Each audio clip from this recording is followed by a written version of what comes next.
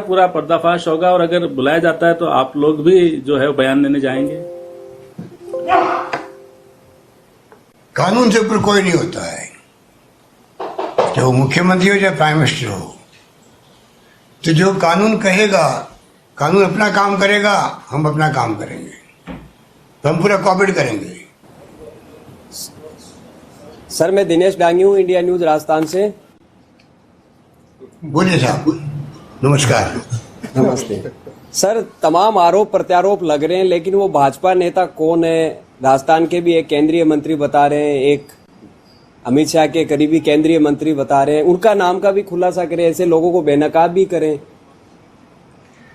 देखिए, जब जांच शुरू हो जाती है एजेंसियों की, तो जांच प्रभावित नहीं हो, इसलिए जरूरी है कि जांच में क्या तथ्य सामने आते हैं, किसके बयान क्या होते हैं, कौन कौन विधायक किससे मिले हैं, क्या लेन देन की बातें हुई है, ये तमाम बातें जांच का विषय होगा। जांच के जब निष्कर्ष सामने आएंगे तब मालूम पड़ पाएगा। योगेंद्र जन टीवी से।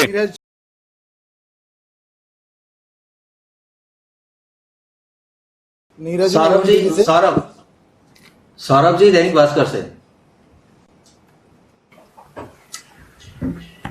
सर, मेरा सवाल है, बीजेपी के नेता ये कह रहे हैं कि सरकार विधायकों के टेलीफोन टेप दैनिक भास्कर।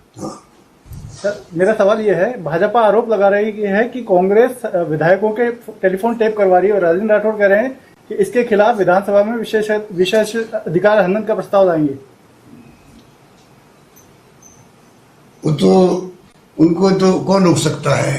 ये हर विधायक का अधिकार है कि वो प्रिविलेज मोशन ला सकते हैं।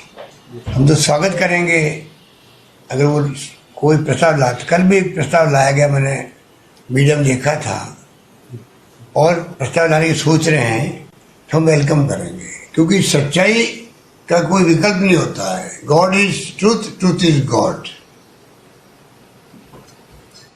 Manoj Mathur ji, Zee News. Sir, मैं जितेंद्र हूँ, ऑल इंडिया रेडियो से। यस सब Jitendra Dwivedi sir, All India जी। मैं सर जितेंद्र हूँ, ऑल इंडिया रेडियो से। जी सर, मेरा सवाल ये है कि आपने राज्यसभा चुनाव से पहले ठीक कहा था कि हॉर्स ट्रेडिंग की बात चल रही है, हॉर्स ट्रेडिंग का प्रयास चल रहा है। तो क्या अभी ताजा भी ऐसे कोई मामले सामने आए हैं क्या, जिसमें विधायकों को प्रलोभन देकर सरकार को गिराने का षड्यंत्र रचा जा रहा हो? क्या ऐसे कोई ताजा मामले सामने आए हैं क्या? और दूसरा सर, मेरा सवाल ये है कि जिस प्रकार एमपी में हुआ, तो क्या ऐसी संभावना यहाँ पर भी लग रही है कि कुछ विधायक जा सकते हैं टूट के? क्या अपने जो पार्टी है उनके विधायकों पर विश्वास है पूरा? देखिए, जो राष्ट्रपति चुनाव के पहले जो माहौल था, उससे बड़ा माहौल बनाया गया है। अभी उससे बड़ा अवसर नहीं होने की बात सामने आ रही है। उससे बड़े रूप में ऑर्गेनाइज बेस से आ रही है। और नंबर 2, जो आपने कहा कि जा सकते हैं ये विधायक, ये तो आप अगर उनको पूछेंगे जो ये षड्यंत्र रच रहे हैं, तो ज़्यादा ठीक रहेगा। उनको मालूम है कौन जा सकते हैं। हम तो ये उम्मीद करते हैं कि हमारे यहाँ के विधायक जो है वो खुददारी रखते हैं, वो राजस्थान की जो महान परंपराएं हैं, यहाँ की जनता समझती है, आज तक निभाती आई है। वीरों की धरती है, शहीदों की धरती है, और पराक्रम और शौर्य की धरती है, इतिहास रखती है राजस्थान। इसीलिए यहाँ हॉर्स ट्रेडिंग नहीं होती है, गुजरात में होती है। महात्मा गांधी का प्रदेश है, दुर्भाग्य से महात्मा गांधी का प्रदेश जहाँ है वहाँ हॉर्स ट्रेडिंग हो रही है, राजस्थान में आज तक नहीं हुई है। अब अगर कोई गद्दार निकलता है जो पार्टी के नाम पे जीत के आए हैं, पार्टी ने उनको पहचान दी है, पार्टी ने बड़े बड़े पद दिए हैं, एमएलए बना दिया, एमपी बना दिया, मंत्री बना दिया, सब कुछ कर दिया। अब अगर हम गद्दारी करते हैं तो राजस्थान जनता उनको कभी माफ नहीं करेगी। मनोज माथुर जी, जी न्यूज से।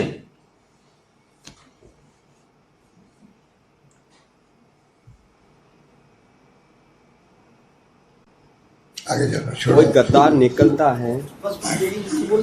सर नमस्कार, मनोज हूं मैं जी न्यूज से। गद्दारी आवाज सुन पा रहे हैं? जी राजस्थान। राजस्थान की जनता की माफ नहीं कर। सर मेरा प्रश्न ये है, क्या एसओजी के अलावा इस प्रकरण की जांच एसीबी भी कर रही है? और क्या खुशबीर सिंह, ओम प्रकाश हुड्डा और सुरेश ताक, ये 3 विधायकों के नाम एसीबी के रडार पे हैं इस पूरे प्रकरण को लेकर? देखिए, महेश जोशी जी ने, जो चीफ विप है हमारे, उन्होंने जो कंप्लेंट की थी उसमें तो एसओजी को भी की थी, एसीबी को भी की थी। और बाकी किसके किसके नाम है एसओजी के अंदर, एसीबी के अंदर, मुझे इसकी जानकारी नहीं है। अभी तक मेरे पास कोई नाम मुझे तो किसी ने कहा नहीं है। मेरे पास तो नोटिस आया मुझे एसओजी वालों की तरफ से कि आपको हमें पूछताछ करनी है, एसओजी ने दिया है। तो मैं अपने बारे में कह सकता हूँ। योगेंद्र शर्मा जी, जन टीवी।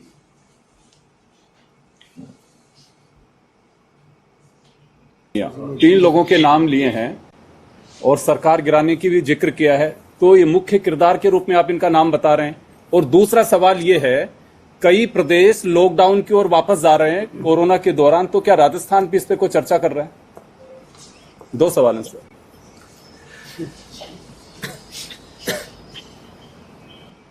कोरोना की काफी संख्या बढ़ रही है, कोरोना संख्या बढ़ रही है, राजस्थान के अंदर बढ़ रही है।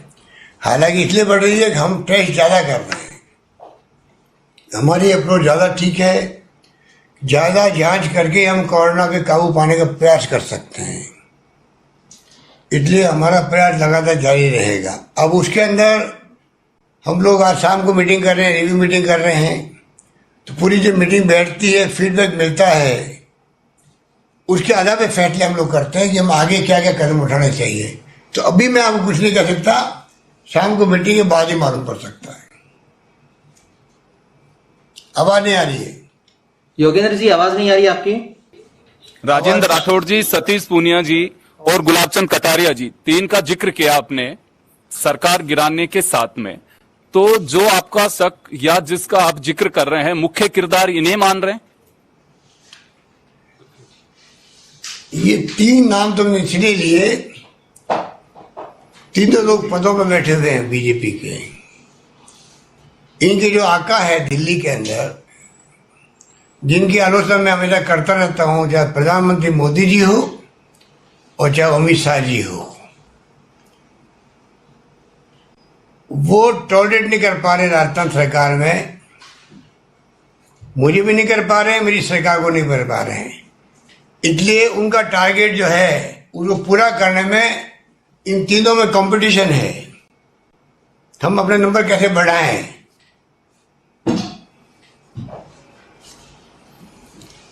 राहुल सिंह जी, डेली न्यूज से।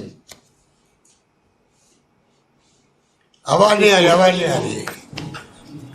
सर, सतीश पूनिया जी का कहना है कि जिन एमएलए के नाम है एफआईआर के अंदर, वो मना कर रही है कि हमें ऐसा कोई फोन नहीं है, ना कोई प्रलोभन दिया गया। रमीला खुड़िया ने भी इस तरह का कहा है कि मेरे पिता जन्मजात कांग्रेसी थे, मैं भी कांग्रेसी हूँ और मैं इस तरह का काम नहीं कर सकती।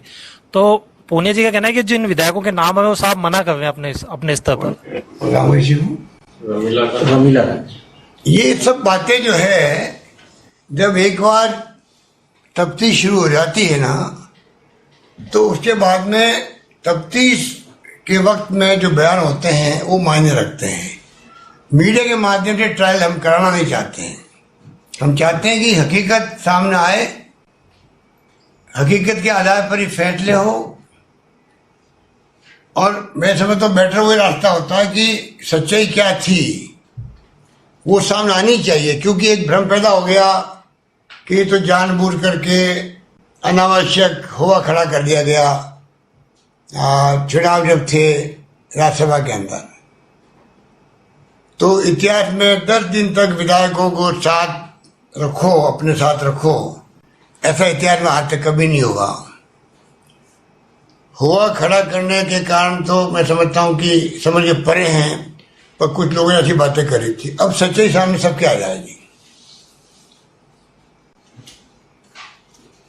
और कोई पूछना चाहते हैं सवाल? हाँ मुख्यमंत्री जी, मैं नीरज हूँ A1 टीवी से। हाँ बोलिए आवाज आ रही है? इसमें ये बात हाँ नीरज जी आवाज आ रही है, बोलिए। मुख्यमंत्री जी, 24 विधायकों ने जो आरोप लगाया कि हमें प्रलोभन दिया गया है, तो ये मामला ताजा है या पहले वाला ही मामला है? ये जो कांग्रेस के 24 विधायकों ने आरोप लगाया कि हमें प्रलोभन दिया जा रहा है, अभी भी बीजेपी जो है तोड़ना चाहती है, तो क्या इसमें ये पुराना मामला है या नया मामला है? क्योंकि कल रात में ही उन्होंने बयान जारी किया है। मेरी जानकारी में आरोप है नहीं कोई। ये 24 विधायक कौन से जिसने आरोप लगाया है, अगर आपको जानकारी हो तो कृपा करके मुझे बता दीजिए। मुख्यमंत्री जी, महेश जोशी जी के और महेंद्र चौधरी जी के साइन से एक पत्र जारी हुआ है। विश्वास जताया, आप में भरोसा जताया, बीजेपी पे आरोप लगाया उन्होंने कि हमें जो है प्रलोभन दिया जा रहा है, धमकाया जा रहा है। कि इसकी आवश्यकता क्यों पड़ी इस तरह के पत्र की? वो मैंने पढ़ा है, न्यूज पढ़ी है मैंने, प्रेस नोट पढ़ा है, उस पर एकजुटता दिखाई उन्होंने कि ये जो माहौल बनाया गया है, बनाया जा रहा है, उन्होंने खुद अपने लिए नहीं कहा होगा, सबके लिए कहा होगा। ये आप जब उनको मिलेगा आप उनसे पूछ लीजिएगा।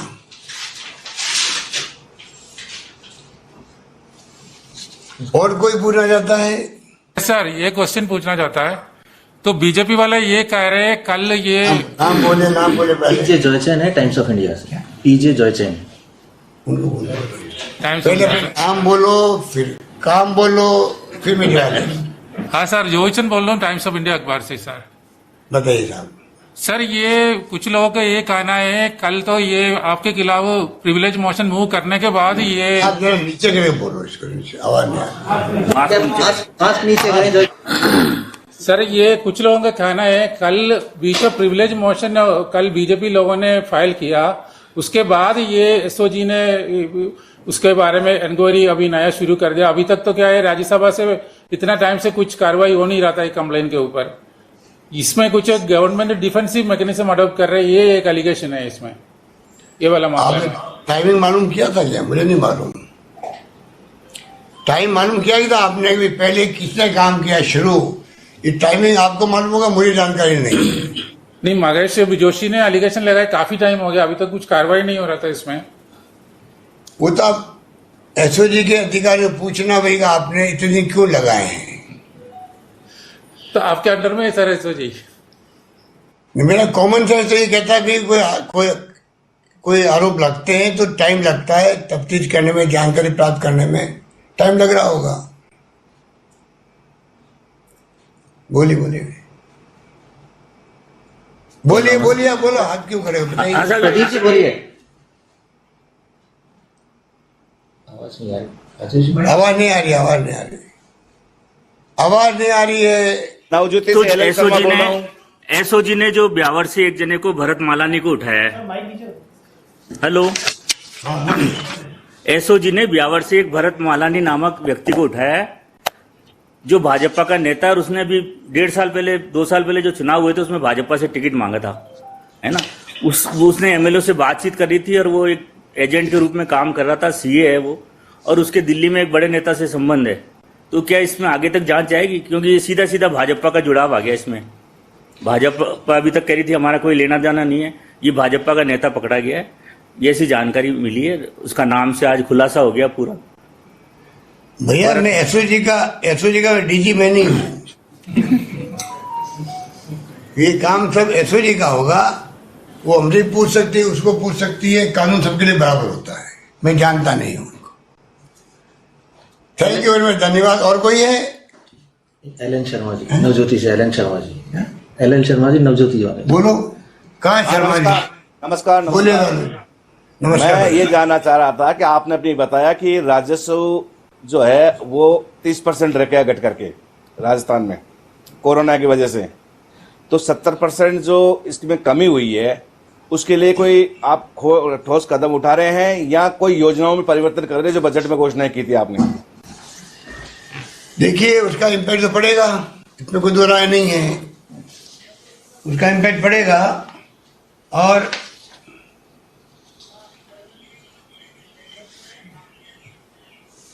उसी को लेके हमने प्रधानमंत्री महोदय से, नरेंद्र मोदी जी से जितनी बार विषय हुई है, तो मैंने 3 महीने पहले से उनको आगाह किया ये तो मालूम था कि जब लॉकडाउन ही हो गया है, इंडस्ट्री बंद हो गई, व्यापार ठप हो गए हैं, तो फिर तो रेवेन्यू कम होना ही है। तो मैंने उनको आगाह किया कि आप कृपा करके राज्यों को, सभी राज्यों को एक पैकेज दें जिससे कि राज्य कोविड की लड़ाई जो जंग लड़ रहे हैं, खर्चा राज्य सरकारें कर रही है, उनको कुछ इमदाद मिलेगी तो वो अपने पैरों पे खड़ी रहेगी। ये मैंने लगातार उनसे रिक्वेस्ट करी है। कुछ मैंने और मांगे की थी आर्थिक रूप से, वो आपकी जानकारी में होगा। और मैं समझता हूँ कि जो मांगे मानी जानी चाहिए थी, उसमें मांगे वो मान नहीं पाए ग्रांट देने की। लोन बेसिस पे या इंटरेस्ट के मॉनिटरिंग को लेके कुछ छूट उन्होंने दी है, लोन लेने की कैपेसिटी बढ़ा दी हम लोगों की। कर्जा लेके तो कुछ भी कर लो आप, असली तो जो अगर केंद्र सरकार, जिसके बाद आरबीआई भी है, नोट छापने का अधिकार भी है, उनको चाहिए, अभी मैं मांग करना चाहूँगा, उनको चाहिए कि वो इस पे ध्यान दें। तमाम राज्य सरकारों किसी पार्टी की हो, उनको आर्थिक रूप से पैकेज दें जिससे कि वो अपने बजट घोषणाओं को पूरा करने में उनको सहूलियत हो सके। वरना बजट की घोषणाएं जो है पूरी हो नहीं पाएगी, विकास ठप हो जाएगा और जनता को उसका खामियाजा भुगतना पड़ता। हम चाहेंगे जिस प्रकार कोरोना की जंग केंद्र राज्य सरकारें मिलकर लड़ना चाहती है, लड़ रही है, उसी ढंग से हम लोग चाहेंगे कि इस काम के लिए भी हम सब मिलकर लड़ें, कोरोना की जंग जीतें और विकास ठप नहीं हो और जीवन आजीविका दोनों चलती रहे। मेरा दूसरा सवाल कि पिछले कुछ दिनों से कांग्रेस में एक अनुशासनहीनता देखी जा रही है कि आप जो है जवाब मांगते हैं बीजेपी से या दिल्ली के नेताओं से और उनके बजाय जवाब आप ही के पार्टी के लोग दे रहे हैं, ऐसा क्यों है सर? इसलिए कि बीजेपी लीडरशिप इतनी कमजोर होगी, बीजेपी की लीडरशिप इतनी कमजोर होगी, वो जवाब नहीं दे पा रहे होंगे तो हमारे कुछ लोग उनकी इमदाद कर रहे होंगे, मदद कर रहे होंगे।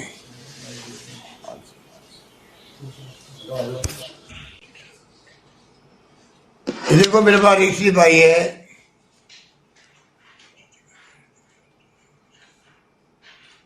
कांग्रेस की बात करते हैं, कुछ बारी है, रोज मैं पढ़ता हूँ बीजेपी के स्टेटमेंट, और एक साल में अपनी कार्यकारिणी नहीं बनी बीजेपी की। गुटबाजी तो बीजेपी के वसुंधरा गुट, सतीश पूनिया गुट, कटारिया गुट, राजेंद्र राठौड़ गुट, गजेंद्र शेखावत गुट, कैलाश चौधरी गुट, इन सब के चलते कार्यकारिणी तक ही नहीं बन पा रही है। और ये बात करते हैं बीजेपी की, बताइए आप। अब मैं ज़्यादा इनमें ध्यान इसलिए नहीं देता हूँ कि अब नए नए बने हैं ये लोग, कोई अध्यक्ष बना है, कोई नेता बना, प्रतिपक्ष, कोई उपनेता बना है, तो ये तो है। ये मैंने आपको कहा कि ये अपने हाईकमान को परफॉर्मेंस के लिए कंपटीशन तो करेंगे ही करेंगे। वसुंधरा जी को इन्होंने अभी थोड़ा, मैं समझता हूँ, पता नहीं उनका आजकल नाम कम आता है, चेहरा तो वसुंधरा जी का होना चाहिए था। जब वो मुख्यमंत्री रही है 2 बार, मुख्यमंत्री किसने बनाया? कांग्रेस ने नहीं बनाया, मुख्यमंत्री बनाया बीजेपी नेताओं ने। और जो 2 बार मुख्यमंत्री रह रहा है, उसका चेहरा तो पब्लिक में रहता ही रहता है, उसका उपयोग आप कर नहीं पा रहे हो और कहते गुटबाजी कांग्रेस में है। लास्ट में सुशांत पारिक जी टीवी जी न्यूज वो हाथ उठा रहे हैं, बोलिए आप। सर नमस्कार। सर मेरा सवाल ये था कि एफआईआर में 13 जून की रिकॉर्डिंग का हवाला है सर। एफआईआर जो दर्ज हुई है, एसओजी ने दर्ज की है, उसमें 13 जून की रिकॉर्डिंग का हवाला है। आपने 11 जून को ही इस बारे में मीडिया को बताया था, तो आपके पास इससे पहले से ही इनपुट था सर, इस तरह की जो चल रही है खरीद फरोख्त? मैंने तो कोई बात की नहीं, मुझे पता ही नहीं। तो एक बाइट आपने दी थी सर होटल शिवविलास के बाहर रात को, जो एक बाइट आपसे हुई, हाँ, जिसमें आपने कहा था कि कोशिशें हो रही हैं खरीद फरोख्त करने की, इस तरह की सूचनाएं हमारे पास आई हैं। तो मेरे पास तो सूचनाओं के कई स्रोत हैं। जी सर। जो मुख्यमंत्री होता है उसके बाद में तो कई तरह के सोर्स होते हैं। जिस सोर्स की आप बात कर रहे हो वो एसओजी वाले बता सकते हैं आपको, वो तो मैं नहीं बता सकता कब से उनके पास सूचना आई क्या हुआ। हरता जी बोलेंगे आप? सर मैं शरद आज तक से पूछना चाहता था। आप तो रोज पूछते हो। नमस्ते। आप तो मैं रोज सुनता हूँ। ये आपने बीजेपी के बहुत सारे गुट के नाम बताए, तो कांग्रेस में भी गुट नीचे कर लीजिए। आपने बीजेपी के बहुत सारे गुट के नाम बताए, कांग्रेस में भी गुट है, गहलोत गुट और सचिन पायलट गुट कहा जाता है। तो क्या इस वजह से ये सारी समस्याएं पैदा हो रही है? क्योंकि एफआईआर में जो बातचीत हो रही है, बीजेपी के नेता के हवाले से कहा गया है कि उप मुख्यमंत्री मुख्यमंत्री बनना चाहते हैं। तो इस तरह की चीजें कांग्रेस के अंदर भी चल रही हैं क्या? मुख्यमंत्री कौन नहीं बनना चाहता? कौन नहीं बनना चाहता है? हमारे यहाँ 5-7 लोग होंगे जो मुख्यमंत्री के दावेदार भी होंगे, उनमें योग्यता भी होगी, उनमें टैलेंट भी होगा, होता है। तो मुख्यमंत्री एक ही बन सकता है ना। एक बनने के बाद में फिर सब लोग शांत हो जाते हैं। तो शांत नहीं हो रहे हैं क्या? शांति है घोर शांति है हमारे यहाँ, घोर शांति है। और कोई क्वेश्चन? हर्षा कुमारी जी।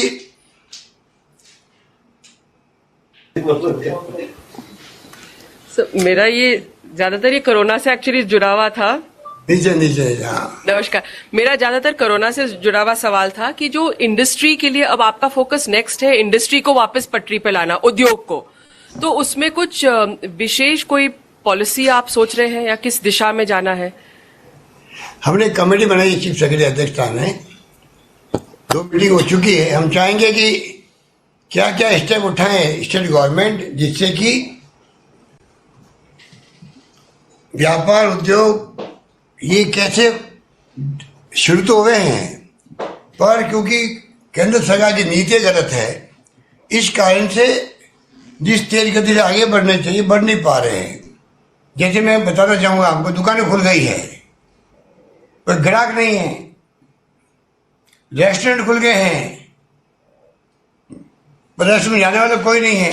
जब तक आप पैसा पंप नहीं करोगे पब्लिक के जेब के अंदर, तो खर्च नहीं करेंगे, डिमांड नहीं बढ़ेगी, परचेजिंग पावर उनकी नहीं बढ़ेगी, तो खर्च नहीं करेंगे तो डिमांड नहीं बढ़ेगी, डिमांड नहीं बढ़ेगी तो फैक्ट्री नहीं चलेगी। सिंपल फॉर्मूला है। उसमें केंद्र सरकार पूरी तरह फेल हो गई है। वो लोन के आस पास घूमते रहते हैं। बताओ गोवर्धन, बताओ।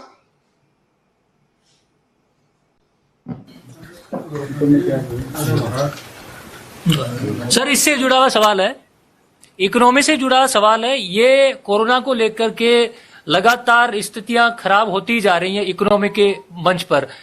केंद्र सरकार से भी आपने लगातार मांग की है, आगे किस तरह से इसको पटरी पर लाया जा सके, कोई ठोस कार्य योजना सरकार ने बनाई है इसको लेकर के? क्योंकि आपने टास्क फोर्स इसलिए बनाई थी।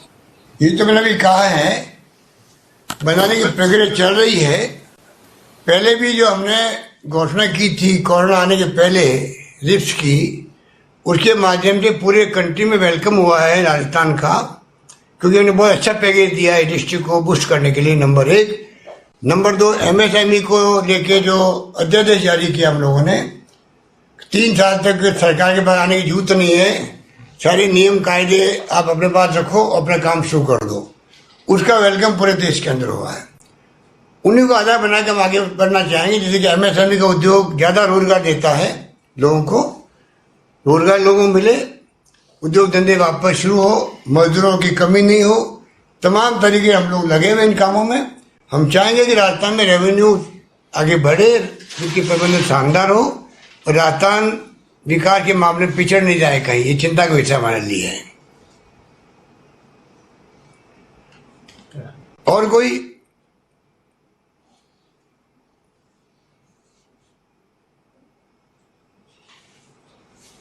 यादवेंद्र राष्ट्रदूत से आवाज आ रही है सर? कौन भाई? यादवेंद्र राष्ट्रदूत से सर। बोले बोले, आप कहाँ बैठे हैं? सर मैं CR2 में। राजदूत को सबसे आगे बैठना चाहिए था। धन्यवाद सर।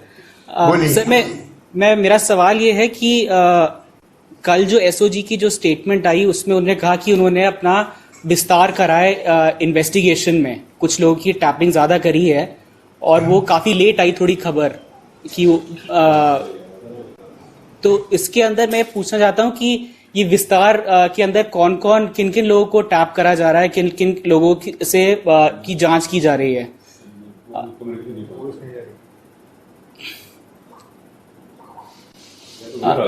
दूसरी बात, मेरा दूसरा सवाल, क्वेश्चन कृपा करके मुझे वो पूछे जो मुझे जवाब देने हैं। उनके जो जवाब एसओजी को देने हैं, एसीबी को देने हैं। आप मीडिया के लोग हैं, आप सीधा उनसे बात भी कर सकते हो, आपका अधिकार बात करने का उनको है और उनको जवाब देना बनता है, ये मेरा मानना है। मेरा दूसरा सवाल है सर, ये नेशनल मीडिया से रिलेटेड है, नेशनल इशू से रिलेटेड है सर। ये जो विकास दुबे का पूरा प्रकरण हुआ उसके अंदर जैसे तथ्य सामने आए हैं कि वो यूपी से हरियाणा गए, हरियाणा से फिर वो एमपी भागे, तो जिस तरह से अभी थ्योरी दी जा रही है कि वो शायद राजस्थान से क्रॉस करके मध्य प्रदेश पहुंचे थे,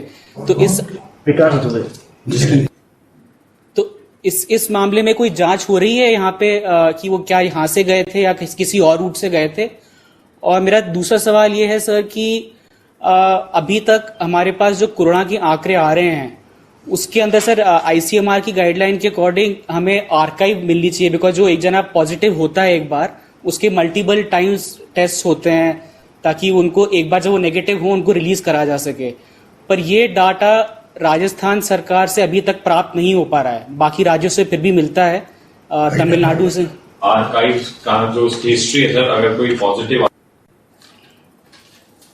ये जांच, ये आंकड़े अभी तक नहीं मिल पा रहे हैं। संदर्भ में एक सवाल ये भी है कि हमारी कैपेसिटी तो 50,000 तक है टेस्ट करने की, पर अभी वास्तव में हर रोज हम कितने टेस्ट कर पा रहे हैं और इसकी क्या वजह है कि हम कितने टेस्ट करते हैं हर रोज। आपका अच्छा क्वेश्चन था ये आगे वाला। इसमें हम लोग हर बीसी के अंदर ये बैठ के बात करते हैं, जिसकी डेथ हो जाती है उसकी भी पूरी हिस्ट्री होनी चाहिए, किन कारणों से डेथ हुई, लेट आया अस्पताल में या उसको सिम्टोमेटिक था या नहीं था, वो बीमारी क्या थी, कोमोर्बिड था क्या, तो तमाम हम लोग बहुत डिटेल में जाते हैं उनके लिए, जिससे कि आगे हमें सुविधा मिले इलाज करने के अंदर भी, और कैसे मृत्यु दर कम हो राजस्थान के अंदर। इसके लिए विशेष अभियान हमने चलवा रखा अभी, तो इसका हम लोग और विशेष ध्यान रखेंगे जो आपने क्वेश्चन किया है।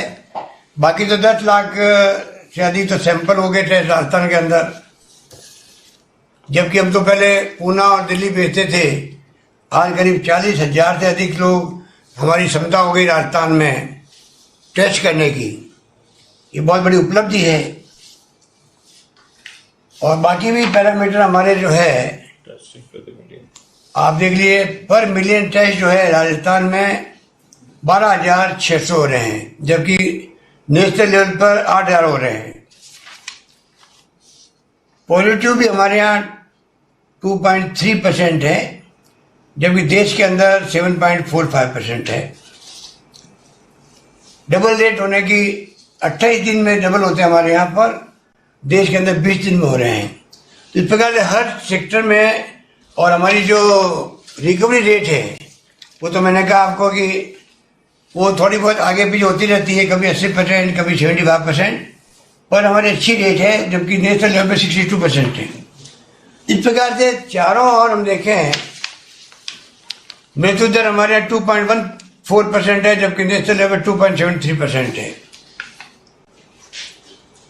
प्रवासी जो आए थे वो हमारे यहाँ करीब 5,800 लोग आ गए, उसके कारण बढ़ गए थे आंकड़े। बाई एंड लार्ज हमारे यहाँ पर जो पैरामीटर वो ठीक है, फिर भी मैं चाहूँगा कि और अच्छे ठीक हो। हमारा प्रयास है, लगातार इम्प्रूवमेंट होते ही रहना चाहिए।